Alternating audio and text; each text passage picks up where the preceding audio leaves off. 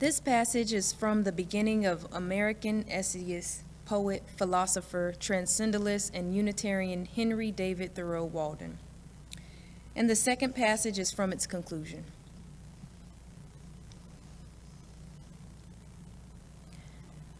I went to the woods because I wished to live deliberately, to front only the essential facts of life, and see if I could not learn what it had to teach, and when I came to die, discover that I had not lived.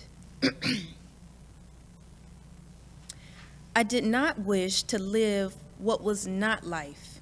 Living is so dear, nor did I wish to practice resignation unless it was quite necessary. I wanted to live deep and suck out all the marrow of life, to live so sturdily and Spartan-like as to rout all that was not life, to cut a broad swath and shave close, to drive life into a corner and reduce it to its slowest terms. Now, from the conclusion of Walden, I learned this, at least by my experiment, that if one advances confidently in the direction of his dreams and endeavors to live the life which he has imagined, he will meet it with a success unexpected in a common hour. He will put some things behind, will pass an invisible boundary. New, universal, and more liberal laws will begin to establish themselves around and within him, or the old laws be expanded and interpreted in his favor in a more liberal sense, and he will live with the license of a higher order of beings. In proportion as he simplifies his life, the laws of the universe will appear less complex, and solitude will not be solitude, nor poverty not poverty, nor weakness weakness. If you have built castles in the air, your work need not be lost. That is where they should be. Now put foundations under them.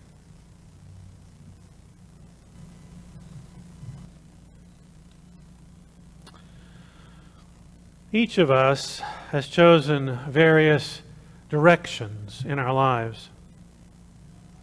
Each direction we choose has consequences, and if followed long enough, a destination. Or does it? I've often reflected on what Unitarian minister and essayist, poet Ralph Waldo Emerson wrote. It's not the destination, it's the journey. Think for a moment about the journey that Emerson's friend Henry David Thoreau took. He went off into the woods to live deliberately, to learn what he could from that experience. And from that experience, he ended up living a simplified life, developing a simple moral code, leaving behind what he determined to be less important things, ideas, philosophies. And he found himself grounded in his dreams that he could, if he was determined, build on.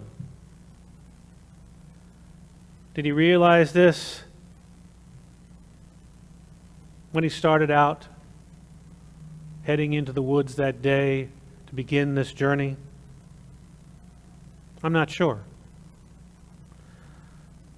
But I can tell you this, he embraced the journey without expectation, open to what he could learn along the way, writing and reflecting on his many experiences in his journal.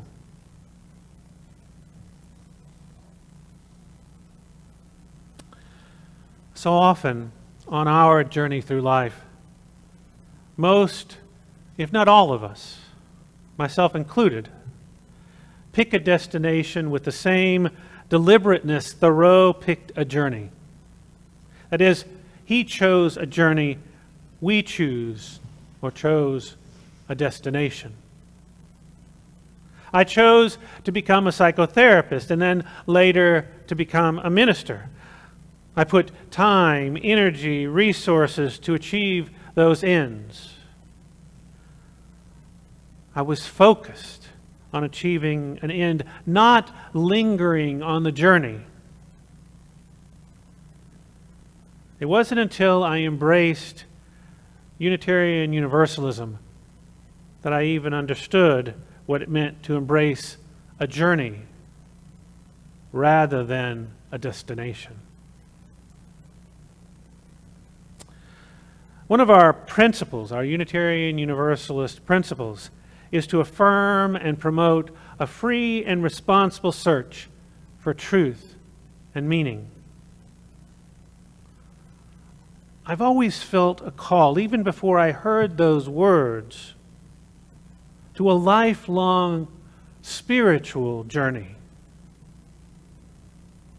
And my call to ministry later in life was part of that. I wanted to journey like Thoreau into my spiritual being, deliberately to front only the essential facts of life and see if I could not learn what it had to teach, and not, when I came to die, discover that I had not lived. I did not wish to live what was not life. Living is so dear. Nor did I wish to practice resignation unless it was absolutely necessary. I wanted to live deep and suck the marrow out of life. So let me tell you how my spiritual journey began and where it is today. As a teen, I understood the world to be complex, with so many competing ideas, directions, priorities pulling on me.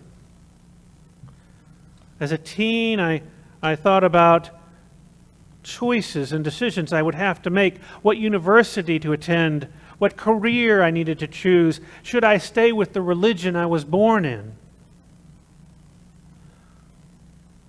I was accepted by 7 universities, changed my major 8 times, left and returned to Catholicism a few times, and then was unchurched until I found Unitarian Universalism.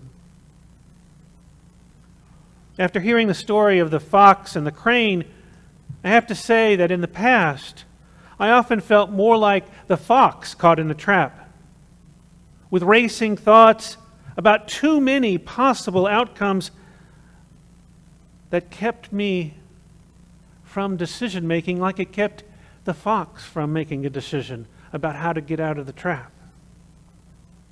I would become so mired in evaluating my plethora of ideas, priorities, data, as I tried to judge them all before making a decision, before choosing a direction. And sometimes I found myself paralyzed by the extent of information I was compiling, the array of choices I was considering, and the range of choices and information I knew was out there somewhere if I just kept expanding my search. This pattern repeated itself many times in my early adulthood. Perhaps some of you can relate to that. It was sometime after our second child arrived that I started to drill down into my study of Buddhist thought. I found Buddha's parables and the Buddhist writings compelling. Ideas like the Four Noble Truths: suffering exists in the world, the causing of suffering is attachment, and that there is a path out of suffering, and that is the Eightfold Path: right speech, right action, etc. I was also drawn to this idea of loving kindness for myself and to give that out into the world. And meditation I had been doing much of my life, I drilled down to even more deeply. And as I studied Buddhist thought, I even found a parable that helped me with my emotional and behavioral paralyzation whenever I tried to make a decision. Buddha told the story of a man who was shot by an arrow. And when the physician came to treat his wounds, the man refused treatment until he knew the background of the person who shot him, where the arrow was made, who helped the person, and on those questions came.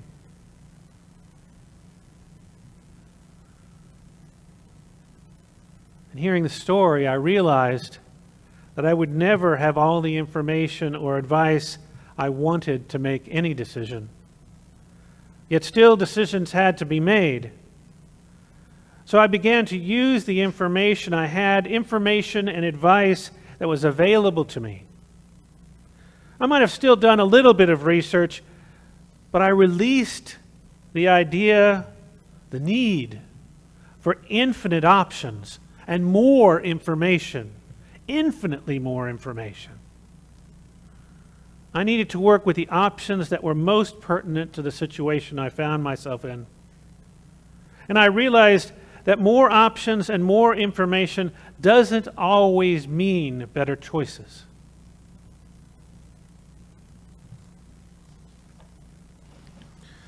For many years, I leaned into the Buddha and Buddhism for support and direction. However, one day I came across this old Zen koan attributed to Zen Master Lin. It said, "If you find the Buddha on the road, kill him." Meaning that the most important things that each person must learn, no one can teach them. And once they accept this disappointment, they'll be able to stop depending on a guru or a therapist or whoever, and realize that whoever that other person is just another struggling human being. In other words, no meaning that comes from outside is real. The Buddhahood of each of us has already been obtained. We only need to look within to recognize it. Now, I wasn't totally willing to embrace the idea that no meaning that comes from outside myself is real, and I'm still not. But I did come to understand that any book that has been written, or teacher, mentor, nurturer, forebear, or parent cannot teach me everything I need in order to find spiritual direction and live an authentic life.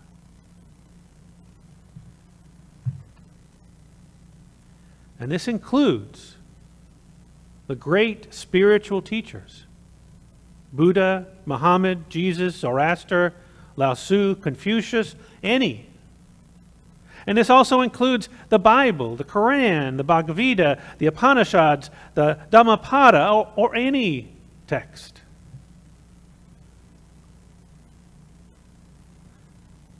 I'm talking here about spiritual direction, because I'm on a journey, not spiritual destination that is absolute, concrete, specific, and with an end. I'm embracing the spiritual journey, not a spiritual destination.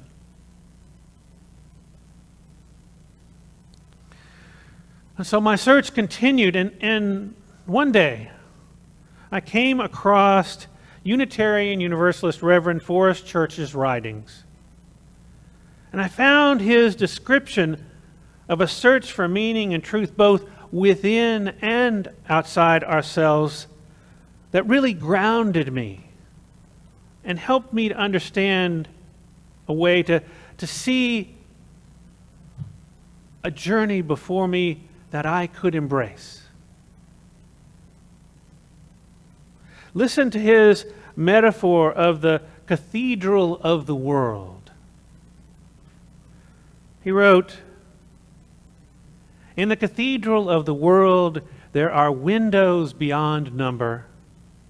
Some long forgotten, covered with patinas of dust, others revered by millions, the most sacred of shrines. Each in its own way is beautiful. Some are abstract, some are representational, some dark and meditative, others bright and dazzling. Each tells a story about the creation of the world, the meaning of history, the purpose for life, the nature of humankind, the mystery of death. The windows of the cathedral are where the light shines through. But as with any extended metaphor, he says, this one is imperfect. The light of God or truth or being itself or whatever you call it shines not only upon us, but out from within us. Together with the windows, we are part of the cathedral, not apart from it. The cathedral is constructed out of star stuff, and so are we. We are part, that known part of the creation that contemplates itself. Part of the poem we wonder and ponder. Beyond the cathedral is so vast, our life so short, our vision so dim, we are only able to contemplate a tiny part of the cathedral. Explore a few apses. Reflect upon the play of light and darkness through a few of its myriad windows. As we ponder and act on the insight from our ruminations in the cathedral, we might discover insights that we will invest our days, and they will bring us meaning and purpose in our lives.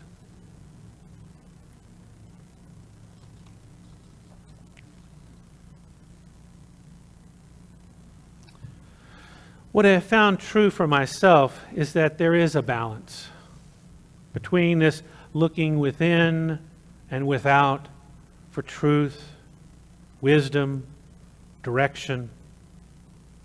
It's certainly easy to look outside ourselves. The religious ideas and beliefs of the world religions have already been vetted, considered, and embraced or discarded by others. And some of these ideas and beliefs do have value. I have certainly found value in many of them in my life. By vetting what is of value from various religious and spiritual ideas, and through introspection, I have found a direction that works for me. A journey that has meaning and purpose.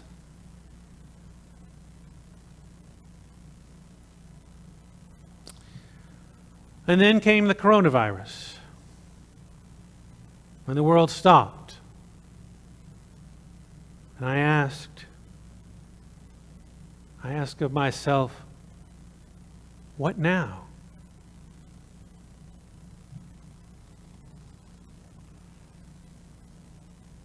In the introduction to this month's Soul Matters small group packet, I read this, and it touched me. It helped me. It grounded me. It says, when encountering thresholds, we often talk as if our work is that of successfully passing through them. We speak of making healthy transitions. We seek out advice and support as we decide which thresholds to lean into and which to resist. The goal, it would seem, is figuring out how to travel forward in the right way.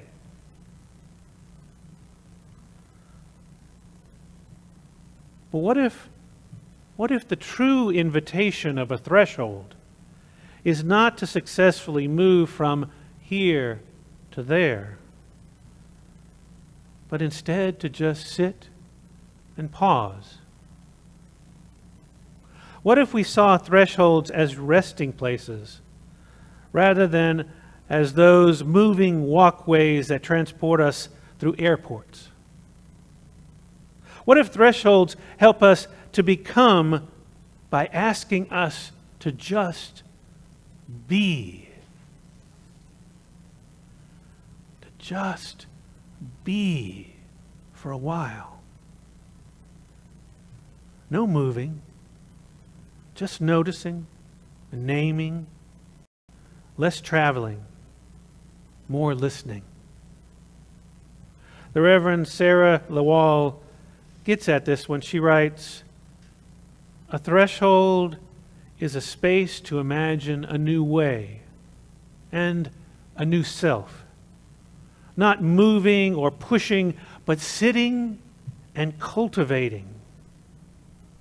The goal is to allow yourself space and time to reflect on your past, present, and future. To imagine new beginnings."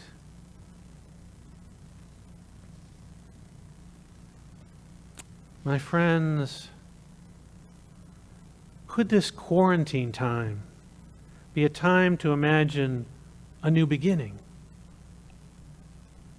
Could now be a resting place to help me become, to carefully evaluate what is within me so I can discover new beliefs or ideas or a new direction that is most authentic to me now as I begin to consider my post-quarantine future. Or perhaps, instead,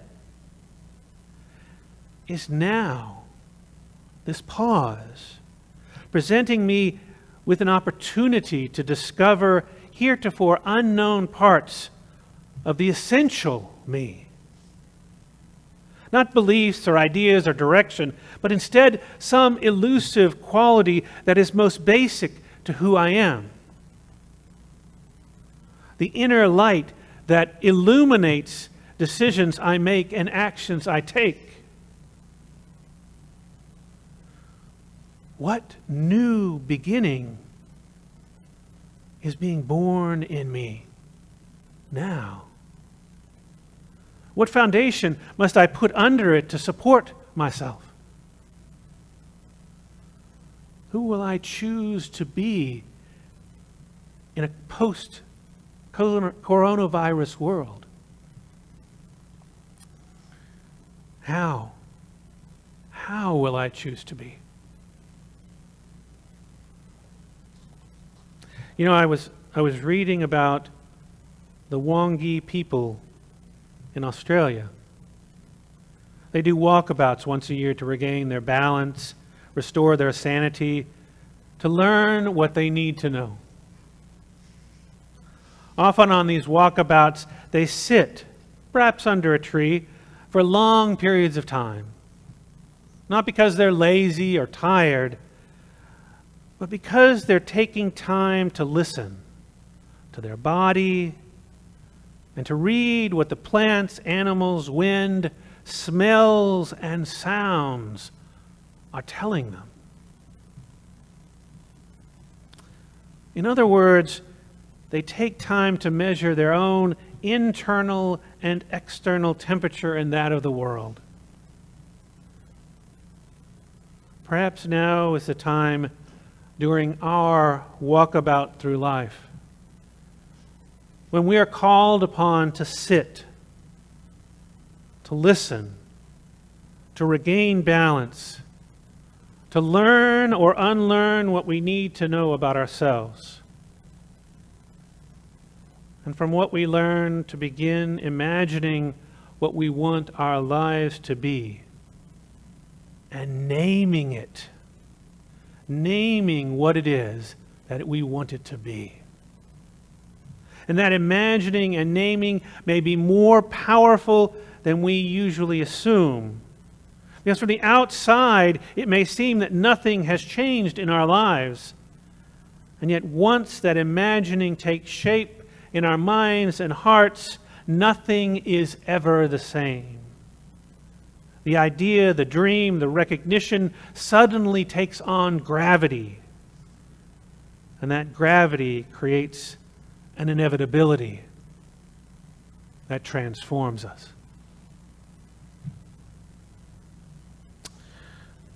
My friends, may the light from within transform your understanding of yourself and illuminate new and deeper truths as you pause. As you pause on the threshold and imagine your new beginning.